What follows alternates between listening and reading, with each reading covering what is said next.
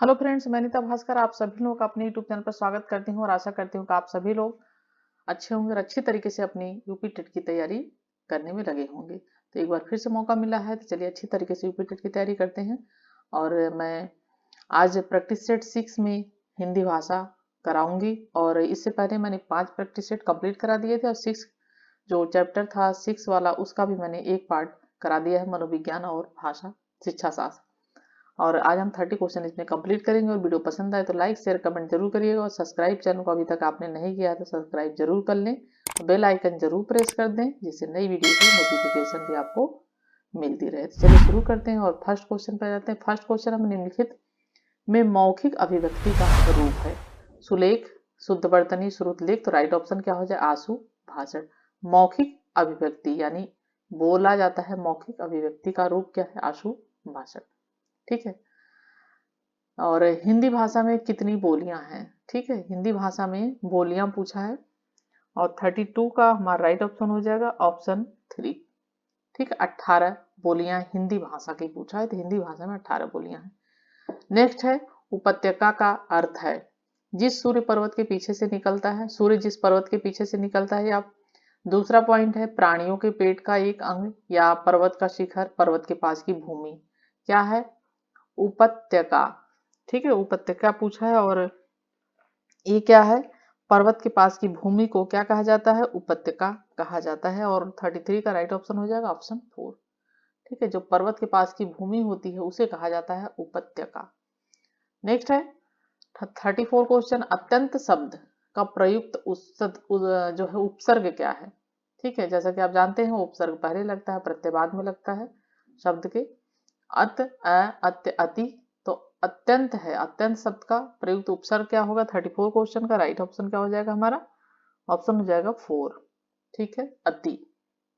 ठीक है, अत्यंत पूछा है तो इसका मतलब अति जो है उपसर्ग लगेगा इसमें। 35 क्वेश्चन, निम्नलिखित शब्दों में से तत्सम शब्द कौन सा है? पटार, श्रृंगार, श्रृंगार। तत्सम शब्द पूछा है। ठीक है, तत्सम शब्द पूछा है और 35 का राइट ऑप्शन आंसर हमारा क्या हो जाएगा? ऑप्शन हो जाए श्रृंगार। ठीक है, इस तरीके से तत्सम शब्द हो जाएगा श्रृंगार। नेक्स्ट क्वेश्चन है तद्भव शब्द है मनई, मानव, मनुष्य, मानो। और 36 का जो हमारा राइट ऑप्शन हो जाएगा वो हो जाएगा ऑप्शन 1 मनई। तत्भव पूछा है जो बोलचाल की भाषा में अक्सर देशज, एक तरीके से देशज शब्द जो होता है उसे तद्भव शब्द कहा जाता है। नेक्स्ट है चौराहा शब्द में समास है। तो चौराहा में अंकों का प्रयोग हुआ है। चौराहा, तिराहा और नवदुर्गा इस तरीके की चीजों में जब प्रयोग होता है तो इसे कौन सा समास कहा जाता है? ये और ये हो जाएगा थर्ड जो है द्विगु समास। ठीक है, द्विगु समास में हमेशा अंकों का जो है आभास होता है, अंकों का प्रयोग होता है, इसलिए द्विगु समास है ये। ठीक है, जहां भी इस तरीके का कुछ लिखा है आपको जिसमें अंक का आभास हो तो आप द्विगु समास जो है आप लगा सकते हैं। नेक्स्ट है आगे का विलोम शब्द है। इंपॉर्टेंट क्वेश्चन है और मैंने देखा भी है, पहले भी पेपर में आ चुका है। और 38 का जो राइट ऑप्शन हो जाएगा वो हो जाएगा ऑप्शन बी, आगे का बी। ठीक है, नेक्स्ट देखते हैं उन्मूलन का विलोम है अवमूलन, संश्लेषण, विश्लेषण, रोपण। तो राइट ऑप्शन क्या हो जाएगा? 39 क्वेश्चन का ऑप्शन उन्मूलन का हो जाएगा रोपण। ठीक है, ठीक है, उन्मूलन का क्या हो जाएगा? यानी उन्मूलन का मतलब एक तरीके से है कि विनाश या उसको खत्म करना। ठीक है, उन्मूलन का मतलब बिल्कुल खत्म कर दिया गया। तो उसका उल्टा क्या हो जाएगा? उसका उल्टा हो जाएगा कि उसे शुरू करना या उसे दोबारा प्रत्यारोपित करना। तो इसलिए इसका आंसर हो जाएगा रोपण। यमुना शब्द का पर्यायवाची शब्द है पुष्कर, तरंगड़ी, अर्कजा, क्लेशी। यमुना शब्द का पर्यायवाची। ठीक है, तो 40 क्वेश्चन का राइट ऑप्शन क्या हो जाएगा? 3 हो जाएगा अर्कजा। ठीक है, तरंगड़ी जो है गंगा का पर्यायवाची शब्द है। नेक्स्ट क्वेश्चन है सूर्य का पर्याय कौन सा नहीं है पूछा है। सुधांशु, आदित्य, दिवाकर, अंशुमाली। और 41 का राइट ऑप्शन क्या हो जाएगा? ऑप्शन 1 हो जाएगा सुधांशु। ये नहीं है, दिवाकर, आदित्य, अंशुमाली ये सूर्य का पर्याय है, वाची शब्द है। 42 क्वेश्चन है निम्नलिखित में से कौन सी बोली अथवा भाषा हिंदी के अंतर्गत नहीं आती है? ठीक है, कन्नौजी, अवधी, बंगरू, तेलुगु। और 42 का जो हमारा राइट ऑप्शन है ऑप्शन 4 है तेलुगु। ठीक है, ब्रज बुली नाम से जानी जाती है, ब्रजबुली नाम से जानी जाती, पंजाबी, गुजराती या पुरानी बंगला या मराठी। और 43 का जो राइट ऑप्शन हो जाएगा ऑप्शन 3, ठीक है, पुरानी बंगला ब्रजबुली नाम से जानी जाती है। हिंदी वर्णमाला में कुल कितने प्रकार के व्यंजन होते हैं, ठीक है, 44 क्वेश्चन है और इसमें 3 प्रकार के व्यंजन होते हैं, ठीक है, कितने प्रकार के होते हैं, 3 प्रकार के व्यंजन होते हैं, ठीक है, ऑप्शन 1 जो है राइट हो जाएगा। और कौन कौन से 3 प्रकार के व्यंजन होते हैं, स्पर्श, अंतस्थ, ऊष्म, ठीक है, लिख देती हूं मैं। पहला ये हो जाएगा स्पर्श, ठीक है, स्पर्श। और दूसरा क्या हो जाएगा, दूसरा हो जाएगा स्पर्श और दूसरा हो जाएगा अंतस्थ, ठीक है, अंतहस्त।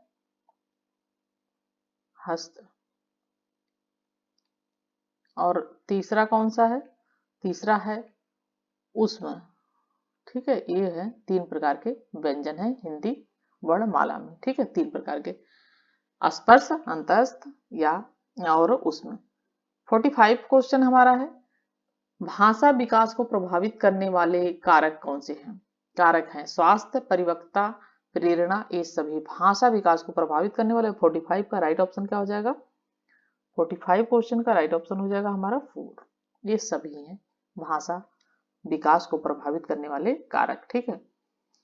46 क्वेश्चन हमारा है, भाषण भाषण 46 क्वेश्चन है, ध्वनियों के विभेदीकरण के लिए कौन सा भाषा कौशल प्रयुक्त होगा, क्या पूछा, ध्वनियों के विभेदीकरण के लिए, ठीक है, कौन सा भाषा जो है प्रयुक्त होगा और कौशल, तो राइट ऑप्शन क्या हो जाएगा, राइट ऑप्शन हो जाएगा हमारा सुनना, लिखना पढ़ना सुनना में से कौन सा, सुनना, ठीक है।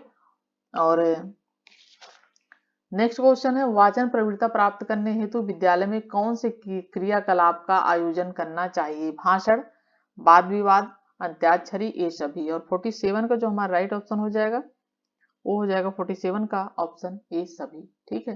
ध्वनियों का वाचन प्रवृत्ति प्राप्त करने हेतु विद्यालय में कौन से क्रियाकलाप का आयोजन करना चाहिए, उसमें सभी जो है ये आयोजन करना चाहिए।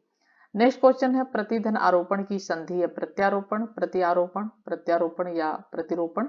राइट ऑप्शन हो जाएगा 48 क्वेश्चन का, ठीक है, प्रत्यारोपण, ठीक है, प्रत्यारोपण यानी 48 का कौन सा सही हो जाएगा, 3rd, ठीक है। और ये प्रत्यारोपण में संधि कौन सी है, ये है गुण संधि, ठीक है, कौन सी संधि है, यह है गुण संधि, गुण संधि, ठीक है। और नेक्स्ट क्वेश्चन है, दुष्कृति, दुष्कृति शब्द का संधि विच्छेद है, दुष्कृति या दुष्धन प्रकृति या दुष्प्रकृति या दुष्य धन प्रकृति। और 49 का राइट ऑप्शन क्या हो जाएगा, ये हो जाएगा हमारा 1, ठीक है, दुधन प्रकृति यानी दुष्कृति। और इसमें कौन सी संधि है, इसमें है विसर्ग संधि, ठीक है, कौन सी संधि है, विसर्ग संधि है इसमें, ठीक है, विसर्ग संधि। नेक्स्ट क्वेश्चन है, राम को रूप निहारित जानकी कंचन के नग की परछाई, पंक्ति प्रस्तुत पंक्ति में कौन सा रस है, ठीक है, कौन सा इसमें रस आएगा, ठीक है, एक बार 2 बार पढ़ेंगे तो आपको खुद ही पता चल जाएगा कि इसमें क्या, इसमें पता चल रहा है पढ़ने से। राम को रूप निहारत जानकी कंचन के नग की, हास्य श्रृंगार करुण शांत। राइट ऑप्शन क्या हो जाएगा हमारा, राइट ऑप्शन हो जाएगा ऑप्शन 2, ठीक है, श्रृंगार रस है, ठीक है, क्योंकि राम को निहारत माने यानी देखना, जानकी उन्हें प्यार से देख रही हैं, तो इसमें क्या है, ये राम को अगर जानकी यानी सीता माता प्यार से देख रही हैं, उनको उनके रूप को निहारना मतलब होता है बहुत अच्छी तरीके से देखना, तो उस कंचन के नग की परछाई, तो इसमें जो है राइट ऑप्शन हो जाएगा श्रृंगार रस यहाँ पे है, ठीक है। नेक्स्ट क्वेश्चन है, छंद शास्त्र के प्रणेता आचार्य माने जाते हैं पतंजलि, पिंगल, मनु, पढ़िनी। और 51 क्वेश्चन का राइट ऑप्शन हो जाएगा ऑप्शन 2, ठीक है, पिंगल माने जाते हैं छंद शास्त्र के प्रणेता, ठीक है, माने जाते हैं। नेक्स्ट क्वेश्चन है, चरण कमल बंदो हरिराई में कौन सा अलंकार है, और इंपॉर्टेंट क्वेश्चन है, बार बार पूछा जाता है, रिपीट होता रहता है, ठीक है, इंपॉर्टेंट क्वेश्चन। श्लेष, अनुप्रास, रूपक, यमंग, चरण, कमन, बंदो, हरिराई। और राइट ऑप्शन हो जाएगा ऑप्शन 3, रूपक अलंकार है इसमें। ठीक है, नेक्स्ट क्वेश्चन देखते हैं। 53 क्वेश्चन है हमारा। पौमचरियु किसकी रचना है? पौमचरियु चंद्रवरदाई, विद्यापति, अब्दुल रहमान, स्वयंभू। और 53 का जो हमारा राइट ऑप्शन हो जाएगा ऑप्शन हो जाएगा 4, स्वयंभू। ठीक है, 54 का स्वयंभू। और माटी, नेक्स्ट क्वेश्चन है हमारा 53 है हमारा। आदिकालीन कवि हैं ये, परम चौक के रचयिता। और नेक्स्ट है माटी की मूर्तें नामक रेखा चित्र किसने लिखा? ठीक है, किसने लिखा है? राइट ऑप्शन हो जाएगा 54 का राम वृक्ष बेनीपुरी। ठीक है, राम वृक्ष बेनीपुरी ने लिखा है माटी की मूर्तें। ठीक है, नेक्स्ट क्वेश्चन है चंदन विष व्यापत नहीं लिपटे रहत भुजंग, कबीर सूरदास रहीम बिहारी। प्रस्तुत पंक्ति के जो रचयिता हैं कौन हैं ये? बहुत बार आपने ये चीज सुनी होगी, कहावतों में भी सुना होगा, चंदन विष व्यापत नहीं लिपटे रहत भुजंग। और 55 का जो हमारा राइट ऑप्शन हो जाएगा वो हो जाएगा हमारा ऑप्शन 3, रहीम। ठीक है, कौन है इसके रचयिता इस पंक्ति के 55 के? ये हैं रहीम दास जी। ठीक है, नेक्स्ट क्वेश्चन जो है इस पे आधारित क्वेश्चन होंगे, 4 क्वेश्चन 56 से 60। तो देखते हैं, पढ़ते हैं। प्रत्येक राष्ट्राभिमानी के हृदय में अपने देश की संस्कृति तथा भाषा के प्रति प्रेम और अभिमान सहज ही रहता है। ठीक है, गौरव रहता है अपने देश के प्रति, अभिमान होता है। और अपनी वह अपने राष्ट्र जन्मभूमि और राष्ट्र भाषा के लिए प्राणों का उत्सर्ग करने को सदैव तैयार रहता है। जिससे देश के निवासियों को हृदय में यह उत्सर्ग भावना नहीं होती, वह राष्ट्र पराधीन होकर भी अपनी सुख, शांति और समृद्धि सदा के लिए खो बैठता है। ठीक है, और बिना राष्ट्रीय महत्ता का अस्तित्व ही नहीं रहता। यह भावना उसे इस बात का प्रत्यय करने को प्रेरित करती है कि वह अन्याय से दुर्बलों की रक्षा कर, अनौचित्य का निवारण करे, धर्म पर स्थित रहे और न्याय के लिए लड़े, समाज को हानि पहुंचाकर अनुचित लाभ उठाना एकदम अस्वीकार कर दे, अपने समाज के प्रति कर्तव्य से मुख मोड़ कर उसे धोखा न दे। और 56 क्वेश्चन है जो पराधीन राष्ट्र खो बैठता है अपनी समृद्धि, अपनी उत्सर्ग भावना, अपनी भाषा, अपनी न्याय चेतना। और 56 जो हमारा राइट ऑप्शन हो जाएगा वो हो जाएगा अपनी समृद्धि। क्या खो बैठता है? अपनी समृद्धि। अभी हमने पढ़ा था ये गद्यांश। नेक्स्ट है गद्यांश का सही शीर्षक क्या है? ठीक है, राष्ट्र की सुख शांति, राष्ट्र के प्रति कर्तव्य, राष्ट्राभिमान, राष्ट्रीय महत्व। और 57 का राइट ऑप्शन क्या हो जाएगा? राष्ट्राभिमान, यानी राष्ट्र के ऊपर अभिमान, ये हो जाएगा शीर्षक। 58 है प्रत्येक राष्ट्राभिमानी के हृदय में अभिमान होता है देश की महत्ता के लिए, समृद्धि के लिए, सुख शांति के लिए, देश की भाषा के लिए। क्या हो जाएगा राइट ऑप्शन? ऑप्शन 1, देश की महत्ता के लिए, देश के महत्व के लिए। देशभक्ति प्रेरित करती है। ठीक है, देशभक्ति प्रेरित करती है। 59 क्वेश्चन है और किसके लिए? पराधीनता के युद्ध करने के हेतु, अनुचित लाभ हेतु लड़ने के लिए, अन्याय हेतु लड़ने के लिए, अनौचित्य का निवारण करने। राइट ऑप्शन क्या हो जाएगा? 59 का राइट ऑप्शन हो जाएगा 59 का 4, अनौचित्य का निवारण करने के लिए। 60 एंड लास्ट क्वेश्चन है गद्यांश में किस शब्द का प्रयोग नहीं है? उत्सर्ग का, भक्ति, हानि, अधर्म। और 60 क्वेश्चन का राइट ऑप्शन क्या हो जाएगा? ऑप्शन 4 हो जाएगा, क्योंकि अधर्म का प्रयोग नहीं है।